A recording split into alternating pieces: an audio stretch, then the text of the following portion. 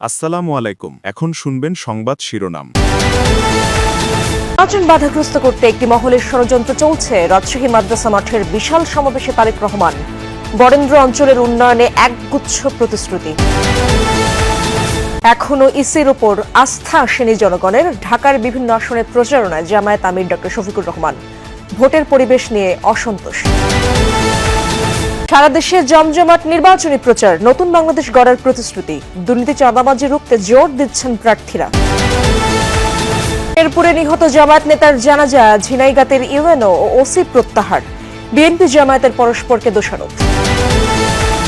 ময়মনসিংহে জামিন আদেশ ছাড়াই কারাগার থেকে বেরিয়ে গেল হত্যা মামলার ৩ আসামি। কর্তৃপক্ষের দাবি ভুল।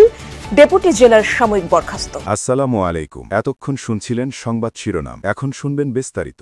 নির্বাচন যেন কেউ বানচাল করতে না পারে সে বিষয়ে জনগণকে সজাগ থাকার আহ্বান জানিয়েছেন বিএনপি চেয়ারম্যান তারেক রহমান। বলেছেন, বিএনপি ঝগড়া ফ্যাসাদ নয়, শান্তিতে বিশ্বাসী। নির্বাচন ঘিরে অনাকাঙ্ক্ষিত ঘটনা ঘটলে সুষ্ঠু তদন্ত করে দায়ীদের বিরুদ্ধে ব্যবস্থা নিতে সরকারের প্রতি আহ্বান জানান তিনি। রাজশাহীতে নির্বাচনী জনসভা। বিএনপি চেয়ারম্যান ভোটে জয়ী হলে পদ্মা ব্যারেজ নির্মাণ, বরেন্দ্র প্রকল্প চালু সহ 10,000 টাকা পর্যন্ত কৃষি ঋণ মওকুফের আশ্বাস দেন।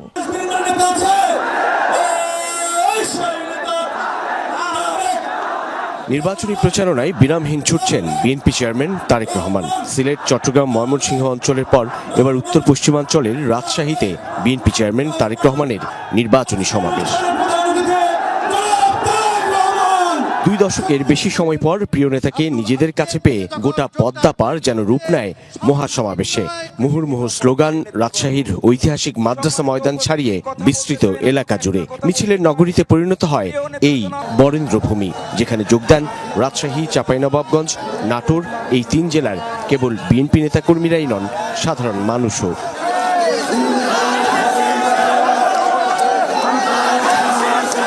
তিন জেলার 13টি সংসদীয় আসনে বিএনপি মনোনীত প্রার্থীকে জনগণের সামনে তুলে ধরে তারেক রহমান ভোট চাইলেন ধানের শীষের পক্ষে। উত্তরাঞ্চলের সবকটি আসনে জয়ী হয়ে ক্ষমতায় গেলে স্থানীয় মানুষের উন্নয়নে নানান পরিকল্পনার কথা তুলে ধরেন বিএনপি চেয়ারম্যান। আশ্বাস দেন রাজশাহীতে বিশেষায়িত হাসপাতাল, পদ্মা ব্যারেজ নির্মাণ, পদ্মা নদী ও খাল খনন, আমের হিমাগার স্থাপন, বরেন্দ্র প্রকল্প চালু সহ রাজশাহী অঞ্চলের জীবন জীবিকা কেন্দ্রিক নানান উদ্যোগ গ্রহণের।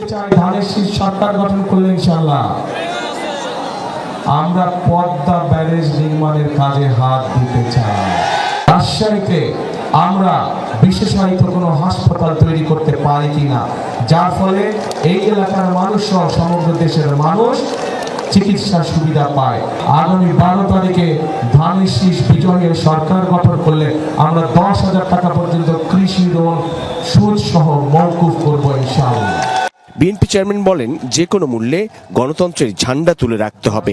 দেশ কোন দিকে যাবে 12 তারিখে দেশের মানুষকেই সেই সিদ্ধান্ত নিতে হবে বলেও মনে করেন তারেক রহমান। আজকে আমাদের ঐক্যবদ্ধ হতে হবে এবং ঐক্যবদ্ধ হওয়ার মাধ্যমে আমাদেরকে অবস্থার পরিবর্তন করতে হবে। অবস্থার পরিবর্তনের অর্থ যে কোনো মূল্যে গণতন্ত্রকে সুসংহত করা, গণতন্ত্রের ঝান্ডাকে উপরে তুলে ধরা। কোথাও যদি কোনো অনাকাঙ্ক্ষিত কোনো ঘটনা ঘটে থাকে, অন্তর্বর্তীকালীন সরকার আছে, তাদেরকে বলবো সঠিক সুষ্ঠু তদন্ত করুন, সঠিক সুষ্ঠু তদন্ত করুন। সেই তদন্তে যদি বিএনপির কোনো ভূমিকা থাকে, সঠিক তদন্ত করার জন্য আমরা সহযোগিতা করবো, সাহায্য করবো। উত্তরবঙ্গ সফরে এই মুহূর্তে নওগাঁর নির্বাচনী জনসভায় বক্তব্য রাখছেন বিএনপি চেয়ারম্যান তারেক রহমান। আমরা সরাসরি যাচ্ছি তার বক্তব্যে। সবাই জানেন, কৃষক ভাইদের জন্য আমরা আরেকটি পরিকল্পনা গ্রহণ করেছি। সেটি হচ্ছে যে কৃষক ভাইদের, সারা বাংলাদেশের সকল কৃষক ভাইদের কাছে আমরা একটি কার্ড দিব, কৃষক কার্ড নাম। এই কার্ডটির নাম কৃষক কার্ড। শুনছেন? এর মধ্যে কৃষক কার্ড। এইটি আমরা ধীরে ধীরে, একবারে তো পারবো না, ধীরে ধীরে ধীরে ধীরে আমাদেরকে যেতে হবে। কিন্তু সব রকম প্রান্তিক কৃষক বলেন, ক্ষুদ্র কৃষক বলেন, মাঝারি কৃষক বলেন, বৃহত্তর কৃষক বলেন, সব কৃষক ভাইদের হাতে আমরা আস্তে আস্তে এই কৃষি কার্ডটা পৌঁছে দেব। এখন এই কৃষি কার্ড দিয়ে কি হবে? এই কৃষি কার্ডটা যখন তার কাছে পৌঁছবে, তখন এই কৃষি কার্ডের মাধ্যমে আমরা সেই কৃষক ভাইয়ের অন্তত একটি ফসলের, সে যদি আলু চাষ করে অথবা পেঁয়াজ চাষ করে বা যেটাই সে চাষ করুক না কেন, যেটাই করুক, একটি সিজনের একটি ফসলের যাবতীয় বীজ সার কীটনাশক তার যেটা একদম প্রয়োজন সেটি আমরা তার কাছে পৌঁছে দেওয়ার চেষ্টা করব, যাতে করে, এবং এটা কয়েক বছর চলবে, যাতে করে ধীরে ধীরে সেই কৃষক ভাইটা একটা শক্ত অর্থনৈতিক মেরুদণ্ডের উপরে দাঁড়াতে পারে, তার অর্থনৈতিক ভিত্তি যাতে শক্ত হয়। শুধু এটাই নয়, এই কৃষক ভোটের পরিবেশ নিয়ে শঙ্কা প্রকাশ করে জামায়াত আমির ডক্টর শফিকুর রহমান বলেন, চারদিকে মন্দ আলামত ফুটে উঠেছে, এখনো জনগণকে আস্থায় নিতে পারেনি নির্বাচন কমিশন। জামায়াত আমির হুঁশিয়ারি দিয়ে বলেন, উপযুক্ত পদক্ষেপ না নিতে পারলে ব্যর্থতার দায় নিতে হবে নির্বাচন কমিশন এবং সরকারকে। নির্বাচনী প্রচারণার শুরুতেই উত্তর পশ্চিমাঞ্চল ঘুরে গত দুদিন ধরে ঢাকার বিভিন্ন আসন চষে বেড়াচ্ছেন জামায়াত আমির ডক্টর শফিকুর রহমান।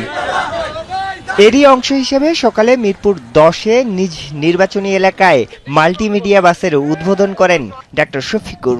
সেখানেই প্রচারণায় অংশ নিয়ে দাঁড়িপাল্লায় ভোট চান তিনি। যাদের মাধ্যমে এই শান্তি প্রতিষ্ঠিত হওয়া সম্ভব তাদের হাতেই যেন আল্লাহ সমাজের এই দায়িত্বটা তুলে দেন, আমানতটা তুলে দেন। এর আগে ঢাকা 15 আসনের নির্বাচনী কার্যালয়ের উদ্বোধন করেন জামায়াত আমির।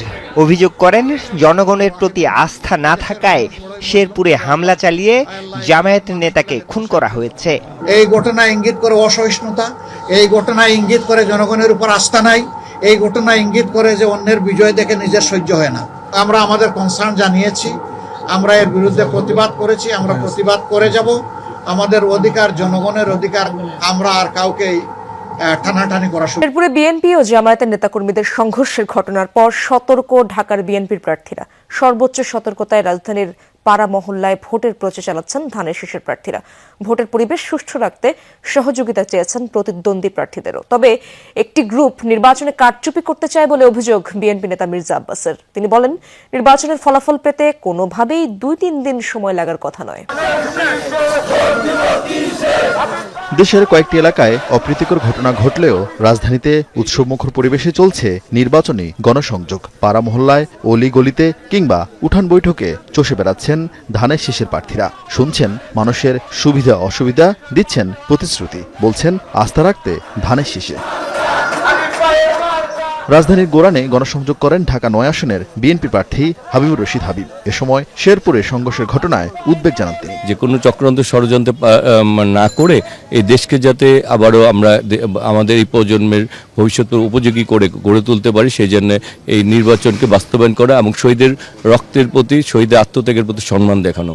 ঢাকা 4 আসনে প্রচারণার সময় বিএনপি প্রার্থী কথা বলেন জামায়াতের নারী নেত্রীর উপর হামলার অভিযোগের বিষয়ে। ঘটনার সুষ্ঠু তদন্ত করে দায়ীদের বিরুদ্ধে কঠোর ব্যবস্থা নেওয়ার আহ্বান জানান। যে আমার দলের যদি এরকম কেউ আসামি হিসেবে চিহ্নিত হয়, তাকে আমি নিজে ধরে প্রশাসনের হাতে তুলে দেব। আমি মনে করি যে এই ঢাকা 4 এই পর্যন্ত আমাদের আইন শৃঙ্খলা পরিস্থিতি, নির্বাচনের পরিবেশ অত্যন্ত সুন্দর ছিল, কিন্তু আজকে সেটাকে নষ্ট করার জন্য পায়তারা করছে।